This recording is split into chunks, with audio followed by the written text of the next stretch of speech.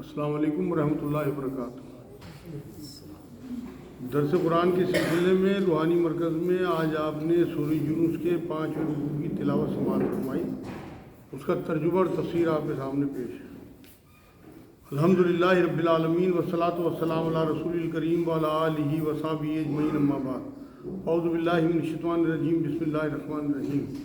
رب اشرح لی صدری ویسر لی امری واحلل عقدۃ من لسانی یفقہوا قولی۔ سبحان ربک رب العزۃ عما یصفون والسلام علی المرسلین والحمدللہ رب العالمین۔ سورہ یونس 11واں پارہ، آیت نمبر 41 سے آیت نمبر 53 تک، 5 رکوع۔ شروع اللہ کے نام سے جو بڑا مہربان نہایت رحم فرمانے والا ہے۔ آیت نمبر 41۔ اور اگر آپ کو جھٹلاتے رہیں تو یہ کہہ دیجئے کہ میرے لیے میرا عمل اور تمہارے لیے تمہارا عمل، تم میرے عمل سے بری ہو اور میں تمہارے عمل سے بری ہوں۔ یہ اللہ رب العزت نے یہاں پہ ان لوگوں کو چیلنج دیا ہے کہ اگر یہ آپ کو جھٹلاتے رہیں تو آپ صلی اللہ علیہ وسلم ان کے جواب دہ نہیں ہیں۔ جیسے سورہ کافرون میں اللہ رب العزت نے حضور سے کہلوایا تھا کہ تمہیں تمہارا دین مبارک ہو اور مجھے میرا دین۔ اسی طرح سورہ ممتحنہ کی آیت 4 میں بھی اللہ رب العزت نے یہ بات کہلوائی کہ تم اپنے دین پہ عمل کرو، میں اپنے دین پہ عمل کروں گا۔ تمہارے دین کے، تمہارے عمل کے میں کوئی جواب دہ نہیں ہوں، اور تم میرے دین پہ چلنے کے کوئی جواب دہ نہیں ہو۔ اللہ یہ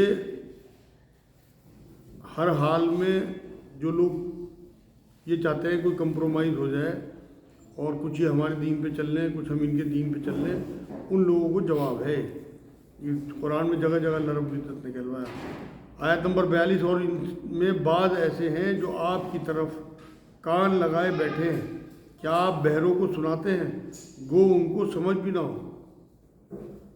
یہ ان کے وجدان کو جگانے کی آخری کوشش ہے۔ جیسے اکثر ماں باپ نافرمان اولاد کو چھوڑتے نہیں بلکہ یہ چاہتے ہیں کہ کسی طرح سے لائن پہ آ جائے، اسی طرح اللہ بھی ہمارے لیے چاہتا ہے کہ ہو سکتا ہے ان میں لوگ ٹھیک ہو جائیں، تو بار بار انہیں چوکاتا رہتا ہے۔ یہاں اللہ نے ان لوگوں کا بھی ذکر کیا کہ جو نبی کی محفل میں بیٹھتے تھے لیکن ان کا مقصد مذاق اڑانا تھا، فتنہ پھیلانا۔ کبھی کبھی کفار کے سردار اس نیت سے آتے تھے تو اللہ رب العزت نے کہا کہ یہ بہرے ہیں، حالانکہ ان کے کان ہیں، سننے نہیں آتے بلکہ یہ فساد پھیلانے کے لیے آتے ہیں، اور آپ بہروں کو بھی نہیں سنا سکتے، بے عقلوں کو بھی نہیں سنا سکتے، اور کوئی ساتھ میں بہرا اور بے عقل ہو تو اشارے سے بھی وہ سمجھ نہیں سکتا آپ کی بات۔ ان کے پاس دل کی آنکھیں نہیں ہے کہ یہ قرآن اللہ کا سمجھ سکے۔ یہاں اللہ رب العزت نے کہا کہ ان بہروں کو آپ سنا نہیں سکتے اور انہیں سمجھ بھی نہ ہو، تو یہ تو ڈبل معاملہ ہو گیا، کیونکہ ان کے پاس جو ہے وہ سمجھ بھی نہیں ہے۔ کان اگر کسی کے پاس نہ ہو اور اس کے پاس عقل ہو تو آپ اشارے سے اسے سمجھا سکتے ہیں، اور کوئی اگر بے عقلہ ہو اور کان بھی نہ ہو تو اسے تو آپ بالکل بھی نہیں سمجھا سکتے۔ آیت نمبر 43، اور ان میں بعض ایسے ہیں کہ آپ کو تک رہے ہیں، مطلب دیکھ رہے ہیں آپ کو، پھر کیا آپ اندھوں کو راستہ دکھانا چاہتے ہیں گو ان کو بصیرت بھی نہ ہو۔ مطلب یہ آپ کو دیکھ تو رہے مگر ان کا مقصد ہدایت نہیں ہے۔ جو ہدایت کی آنکھیں ہوتی ہیں وہ بصیرت ان کے پاس نہیں ہے۔ بظاہر تو ان کی آنکھیں ہیں لیکن یہ ظاہر نہیں ہو رہا کہ یہ دیکھنے والے لوگ ہیں، بلکہ ان کے پاس قلبی بصیرت نہیں ہے جو یہ دیکھ سکیں ان آنکھوں سے۔ تو یہاں اللہ نے یہی بات کہی کہ پھر کیا آپ اندھوں کو راستہ دکھانا چاہتے ہیں گو ان میں بصیرت بھی نہ ہو۔ مطلب دیکھنے کا مقصد جو ہے وہ صرف اور صرف حسد نبی اکرم صلی اللہ علیہ وسلم سے اور بد نظری پھیلانا تھا، ہدایت یا حق نہیں تھا۔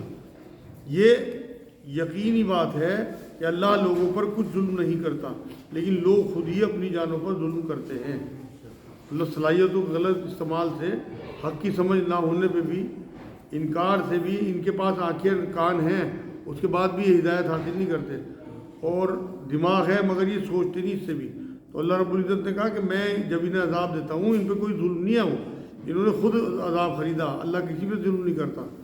آیت نمبر 45، اور ان کو وہ دن یاد دلائیے جس میں اللہ ان کو اپنے حضور جمع کرے گا، مطلب قیامت کا دن، تو ان کو ایسا محسوس ہوگا گویا وہ دنیا میں سارے دن کی ایک آدھ گھڑی رہے ہوں گے اور آپس میں ایک دوسرے کو پہچاننے کو ٹھہرے ہوں۔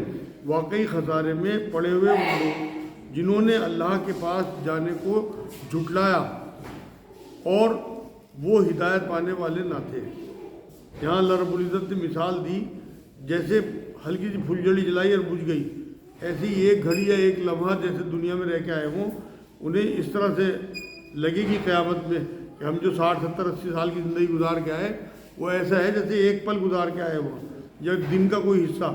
سورہ نازعات میں بھی اللہ رب العزت نے صبح یا شام کا کوئی وقت گزارا، آخرت میں ایسا لگے گا ہمیں یہ زندگی جو ہم نے یہاں 60 70 سال کی زندگی گزاری ہوگی، کیونکہ آخرت کی زندگی بہت بڑی ہے، اس کے مقابلے میں یہاں کی زندگی کوئی معنی نہیں رکھتی۔ تو اس وجہ سے یہ جو زندگی ہے اس میں اسے بالکل یہ سمجھے جیسے کھیل تماشے کے لیے آپ تھوڑا سا وقت لگا لیں، اصل زندگی ہماری آخرت کی زندگی ہے۔ یہاں اللہ نے آگے یہ بات کہی کہ ایک دوسرے کو پہچاننے کے لیے ٹھہرے ہو، مطلب یہاں پہ جو ہے یہ آپس میں رشتہ دار وہاں پہچان بھی نہیں پائیں گے، نہ ایک دوسرے کو پوچھیں گے، وہاں کی سختیاں جو ہوں گی وہ اتنی زیادہ ہوں گی کہ لوگ بھول جائیں گے ایک دوسرے کو۔ حدیث پاک میں ہے کہ آخرت کے دن کا یقین اسے ہوگا جو اللہ سے ملنا چاہے، اور جو اللہ سے ملنا چاہتا ہے اللہ بھی اس سے ملنا چاہتا ہے۔ ایک اور حدیث میں اللہ نے کہا جو اللہ سے ملنا نہیں چاہتا اللہ بھی اس سے ملنا نہیں چاہتا۔ اب ہم چیک کریں اپنی زندگیوں کو، اپنے حالات کو کہ ہم واقعی اللہ سے ملنا چاہتے ہیں نہیں چاہتے ہیں، واقعی ہم ایمان والی موت کی تمنا کرتے ہیں نہیں کرتے ہیں۔ اتنے ملوث دنیا میں کہ ہمیں اللہ یاد ہی نہ آتا ہو، اور جس کا ان سے ہم وعدہ کر رہے ہیں اس میں سے کچھ تھوڑا سا اگر ہم آپ کو دکھلا دیں یا ان کے ظہور سے پہلے ہم آپ کو وفات دے دیں تو ہمارے پاس تو ان کو آنا ہی ہے، پھر اللہ ان سب افعال پر گواہ ہے۔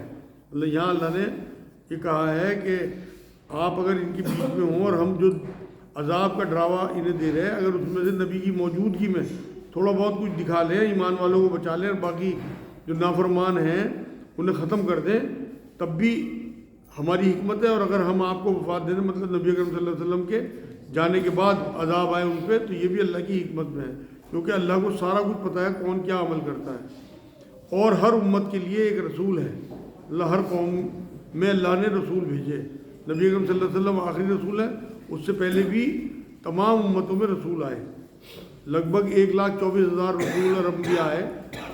اور جیسے جیسے ترقی ہوتی گئی اور انسانیت بڑھتی گئی، تو جب اللہ نے دیکھا کہ اب ترقی اپنی عروج پہ ہے تو پھر آخری نبی صلی اللہ علیہ وسلم کو بھیجا، اور اس کے بعد جو ہے وہ تمام کر دی شریعت کی۔ اس کے بعد اب کوئی نبی نہیں آئے گا، کوئی نئی شریعت نہیں آئی۔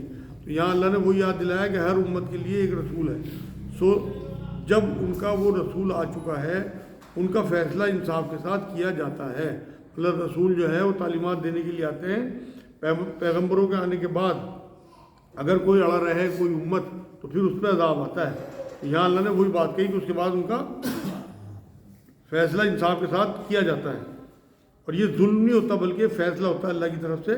اگر وہ مان لیں نبی کی تو انہیں بچا لیا جاتا ہے، نہیں تو اس کے بعد انہیں ختم کر دیا جاتا ہے۔ لیکن نبی اکرم صلی اللہ علیہ وسلم کی امت کے لیے یہ بات نہیں ہے، انہیں قیامت تک کی مہلت ہے کہ کوئی بڑا عذاب ان پہ نہیں آئے گا۔ نبی کی دعا اللہ نے قبول کی تھی اور ان پر ظلم نہیں کیا جاتا، مطلب یہ اپنی کرتوتوں کا مزہ چکھتے ہیں، اللہ ان پہ ظلم نہیں کرتا۔ سورہ بنی اسرائیل کی 15 نمبر آیت میں بھی نبی اکرم صلی اللہ علیہ وسلم کے بارے میں کہا کہ ہم نے رسول بھیجے اور بنا حجت کے کسی بھی امت کو ہم نے عذاب نہیں دیا۔ اور یہ لوگ کہتے ہیں کہ یہ وعدہ کب ہوگا اگر تم سچے ہو، مطلب بدنصیبی یہ ہے کہ عذاب کی وعید آنے پہ لوگ جو ہے وہ مطالبہ کرنے لگتے تھے، سدھرتے نہیں تھے۔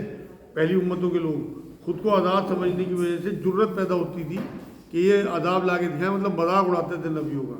آیت نمبر 49، آپ فرما دیجئے کہ میں اپنی ذات کے لیے تو کسی نفع کا اور کسی ضرر کا اختیار ہی نہیں رکھتا مگر جتنا اللہ کو منظور ہو۔ مطلب میں عذاب نہیں لا کے دکھا سکتا، کوئی بھی نبی نہیں لا کے دکھا سکتا، کیونکہ پیغمبر تو پیغمبر تھے، مالک تو اللہ ہی تھا، وہ عذاب تھوڑی لا کے دکھا سکتے تھے پیغمبر، بلکہ وہ تو اللہ کے نمائندے ہوتے تھے، جتنا اللہ نے کہہ دیا کہ یہ بات وہاں تک پہنچا دو وہ پہنچا دیتے تھے۔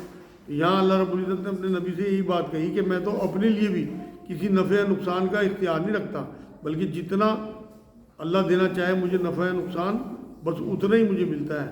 جیسے ہر فرد کا وقت مقرر ہے، ایسے ہی اللہ رب العزت نے ہر امت کا بھی وقت مقرر کر رکھا۔ یہ آگے بات آئے گی، رکھتا ہی نہیں مگر جتنا اللہ کو منظور ہو۔ ہر امت کے لیے ایک معین وقت ہے، مطلب طے وقت ہے، جب ان کا وہ معین وقت آ پہنچتا ہے تو ایک گھڑی نہ پیچھے ہٹ سکتا ہے اور نہ آگے سرک سکتا ہے۔